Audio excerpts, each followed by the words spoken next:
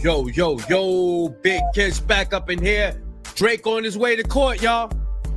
Drake is on his way to court. They said it's going to be like a 2-3 week process. And we all know that he's not going to win. Shout out to Fantastic Hip Hop delivering this news. I'm going to leave a link in the description.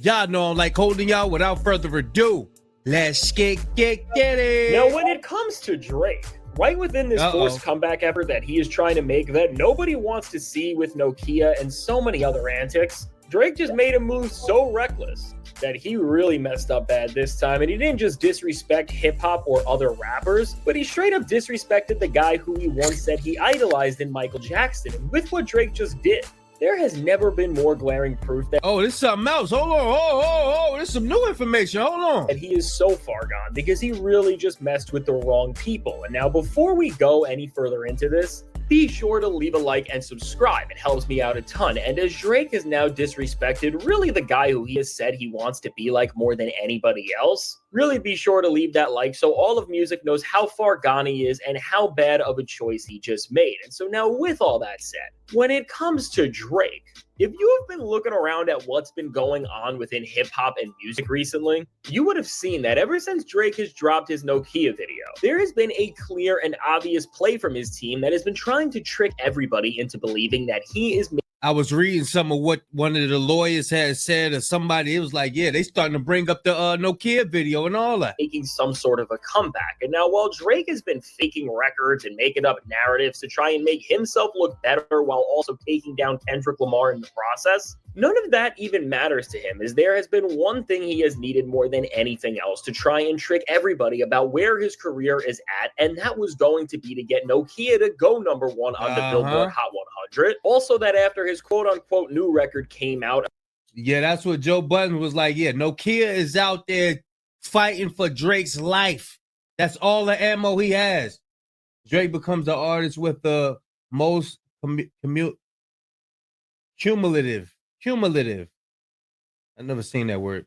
Cumulative weeks charting in Billboard 200 history, surpassing the Beatles. Cool. Of him taking something from the Beatles. He then would take something from the guy who was even bigger than them, which would have been to pass Michael Jackson with the most #1 songs ever. And what Drake believed is that between all of his lies and the impression that he just passed MJ and the Beatles, that this was going to win him back everything he ever needed and put him beyond hip-hop. But now, despite this, and despite how Drake has just used MJ's legacy and disrespected it in the worst way. Now, we know how talented of an artist Michael Jackson was.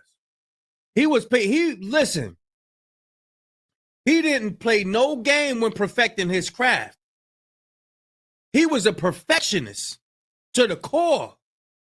I don't understand how Drake can get these accolades knowing that everything he did was a reference track. Let's just say Michael Jackson, somebody had a song ready for Michael Jackson and all that. The way he sings, the way he do the dance moves and all of that. It don't even matter if Michael Jackson had a reference track.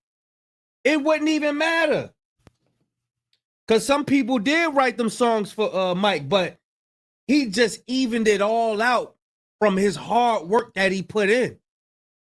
Him, on the other hand, this dude sips a glass of wine and just read the lyrics and he gets all these accolades. I don't think so. No, not in my book. Drake trying to use these legends to deceive everybody into believing he made a comeback has not worked, and ultimately, everything Drake has tried to pull off in this time has only shown that even beyond hip-hop, the guy has no regard for anybody who's ever paved the way in music. And with how bad Drake messed up, and at the same time how he wants to try and get a win, he, OVO, and all of the guys they have used for so long to keep people believing he was one of the top people in the music industry have really been trying to do everything they possibly can to just convince everyone in their entirety that this idea of a Drake comeback is real and that he's about to even reach heights that nobody has ever seen. And with that, we have been sitting through an effort on Drake's end, which has been trying to create one entire elaborate lie. And now, while a lot of what Drake is trying to do right now is make Kendrick Lamar look like an absolute liar, with fellow OVO members like Baca trying to even the playing field in rap and saying Kendrick Lamar is this awful person who lies and just does whatever he wants, which of course all of hip hop. Yeah, Baca up there talking about, yeah, we got kids, man, we got kids. How can you say that? Kendrick got kids. How could Drake say that about Dot? So you need to correct your boss.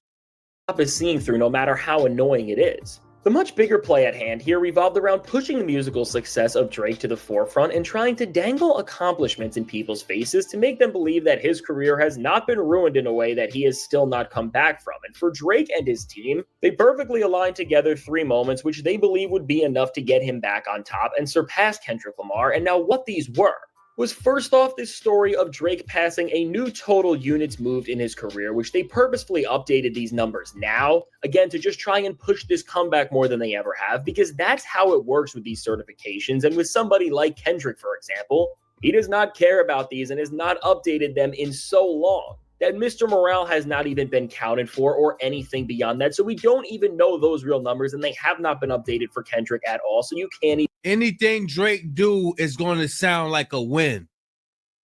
Oh, shoot, Champagne Poppy just sneezed. Oh, snap, it's all in the news. Oh, that's how much of a loser he is right now. Anything he do looks like a win. Oh, he just cut his hair. Oh, snap. Oh, snap, he just whistled. Oh, champagne pissy. And that's facts.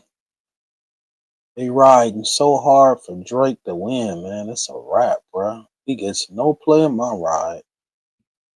Oh, come on, that's how much of a loser he is, man. Dot like, man, I don't care about that shit, man. Care about none of that, man. Even compare them. But of course, for Drake, he's doing all of this to give everybody the biggest narratives and bait to talk about him with, and ultimately try to really make him look like he's doing amazing. And all this didn't stop here, as the next thing Drake was trying to do is push his name forward in conversations with all-time legends. So again, he can try and build this respect factor up and just change the narrative about what's going on. And so what he did here was have another milestone conveniently come out about how he has passed the Beatles on the Billboard 200 chart in terms of how long his albums have been charting there, which once again, just seeing Drake and the Beatles names together would do decent for him regardless of the situation. But now most importantly for Drake. What that tattoo say, Liddy? Man, come on, bro. This is disrespect to the Beatles family and all of that. People out here putting in hard work. Only thing you doing is regurgitating lyrics. This is disrespect. Would do decent for him regardless of the situation, but now most importantly for Drake, and what he has been chasing with this Nokia record more than anything, and what he really wanted to get way before this beef but just couldn't, is not just another #1 song, but really for Drake it would become the #1 song, because Nokia's potential spot there would mean that Drake would pass MJ and become the artist with the most #1 records in the history of the Billboard Hot 100 chart. And so with this, the main play and what Drake believed was going to take him to the next level was this all-out push with the video and narratives he has been spreading to try and revise the beef and his image and then get Nokia to #1, which then if he did, Drake can once again try and use a legend like MJ as a prop that he can step over to try and assert greatness over. And I mean, with Drake trying to pull this off, not just does it make that whole part of Family Matters and the final beat switch where Drake tried to then diss Mike to diss Kendrick seem even more weird, and really, in terms of the beef, shows how desperate Drake was to create any sort of a bar or narrative that he could get off. But beyond that, it is also ironic considering how this beef started with the Prince and MJ comparisons from Kendrick Lamar on Like That. And now ultimately, as we are decently removed from all of that, we are seeing how Drake has no respect for either of them, just from the fact of how he is talked, treated. Hey, yo, this whole beef about to be a genre on its own, boy. Telling you, this whole beef about to be its own genre. You're going to have reggae. You're going to have neo soul. You're going to have blues. You know what I'm saying? Then you're going to have the Drake and Kendrick beef, boy. Telling you. This joint going to be a genre. This joint about to be a whole genre on its own. We think the beef about to be over and all that. Nah. Hey, look. I'm telling you, this joint about to be a whole genre. This needs to be studied. This need to be studied. and use them as props to try and lift himself up without regard for anything else. And of course, as Drake keeps disrespecting these guys, and we are about to see just how bad what he tried to do to MJ was, what's really telling about everything with Drake and Kendrick and MJ and Prince is how in the end, and with the Super Bowl and everything Kendrick has now done, Kendrick is now more like both of them musically because he really embodies some of their best characteristics, and Drake is just falling further and further behind. And really what put this into perspective more than ever is the fact that with this race that Drake has been trying to have with MJ to break this record, and then he can do ridiculous things if he was to get another #1, like brag about how he is better than him, which is just what he has been doing with the Beatles for quite some time now, is that if you actually break down this record and see the #1 songs MJ has versus what Drake has, you will realize that Drake is a bigger liar than ever who just uses the streaming game to his advantage and really stat pads in this era, as he has nowhere near the level of major songs that Mike has had in this spot. And really with Drake knowing how fake some of these songs are in terms of their #1 status, because again, and we will look at this, some of these songs literally only stayed at the #1 spot and in the top 10 as a whole for a single week. Overall, Drake is putting himself on a playing field that he does not belong in whatsoever. Because seriously, and why Drake even... He put himself on the playing field. You don't belong here, boy. You do not belong here. Respect your elders. Respect your the people who came before you. You don't belong here. You using money to put yourself up there. You need to give all the ghostwriters, everybody, they credits. I don't care what you wrote. You need to give all the credits to somebody else. Go somewhere and do a shout out or something, man. You don't give no shout outs. You don't take up for Baca and them. You don't take up for nobody. It's just me, me, me, me, me. I can't stand that spirit. For somebody to think the world just evolve around them. Drake ain't the only one who act like that. A lot of people act like that. Think everything is just about them. Can't stand the sight of giving somebody else they props. Can't stand it.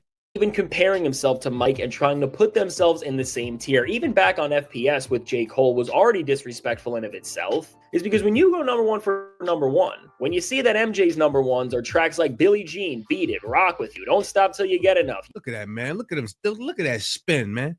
Look how you look at the camera with that whip. Look how he whip that. Look how he whip the neck, boy. Man, you can't do that, man. All that Jerry Curl juice on them pool tables, man. That's work, boy. That's hard work. Look at that jacket. Look at the jacket, boy. Telling you, man, you can't do that. Sleeves rolled up. That takes work. You can't do that, Drake. Bro, man, come on, man. Billie Jean, Beat It, Rock With You, Don't Stop Till You Get Enough, You Are Not Alone. Look at that spin, boy. 360 turn, full joint. 180 plus 180. A whole 360 spin, boy. You can't do that. Look, Billie Jean, Beat It, Rock With You, Don't Stop Till You Get Enough, You Are Not Alone, The Way You Make Me Feel, Dirty Diana, and Look Ben. at that foot. You see the foot? Look at the foot. Look at the footwork, boy. Look at that. Look at that sock. Hold on. Yo, I gotta go back to the spin. Hold on. First of all, he in the abandoned restaurant. Come on, man. Only Mike can do that. When you see that MJ's #1s are tracks like Billie Jean, Beat It, Rock With You, Don't Stop Till You Get Enough, You Are Not Alone, The Way You Make Me Feel, Dirty Diana, and Ben. I mean, all of those songs are real culturally moving and defining tracks. Drake, go sit down, boy. You don't compare to Michael Jackson. How could you do that? Get out of here, man. That you could still play anywhere to this day. And almost everyone will know the words. And that's what a real #1 and a real type of impact with your music looks like. And I mean, with MJ, in an era before guys like Drake could stat pad with streaming, that was what was needed to go #1. But now with Drake, aside from some of his older #1 songs in the first half of his career, when it comes to the tracks that have even put him near this record and where he has bragged about getting closer to Mike more and more, he's got Jimmy Cooks, 2C Slide, The Way 2 record from CLB. What's next from Scary Hours 2? His beard all uneven.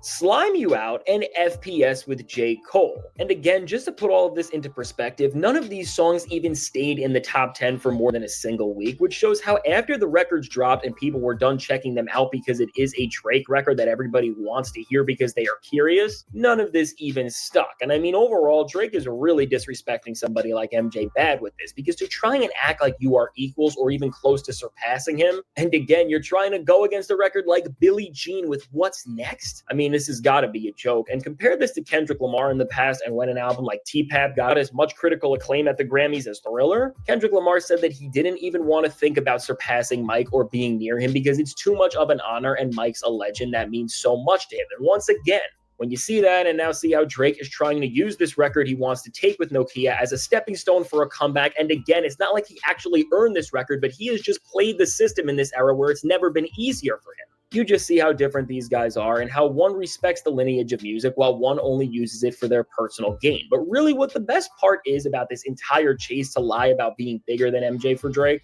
is that despite everything he has been doing to try and get Nokia to that #1 spot, ultimately and ironically enough, Kendrick Lamar is the one who is stopping Drake from being able to use MJ's legacy and try to step on it, as Luther is still blocking Nokia from that #1 spot, even with all of the push they are making. And really with this, it almost feels like an extended win of the beef for Kendrick and another L for Drake, because really beyond their own differences, with Kendrick not allowing Drake to get more annoying than ever, and then just brag about being bigger and better than MJ of all people, he is helping the entire lineage of music just stay in a better place, because really, what Mike did with all of the #1 songs, where people had to actually want to hear them for a long time, actually meant something. And then with Drake, I mean, just look at the songs that went #1. Those are not actual real #1. I don't care how many coordinators you could get to light up a square when you step on it. I don't care how many tight jackets you put on. I don't care what you do, what type of slippers you put on, none of that. You don't compare to Mike, boy. You do not compare to Mike. Yeah, I thought this video was going to be about the court and the UMG, but I'm about to do that next. Y'all stay tuned. Do not go nowhere. I'm about to upload that next, and I'm going to leave a link in the description. Shout out to Fantastic Hip Hop. Big Kish signing out.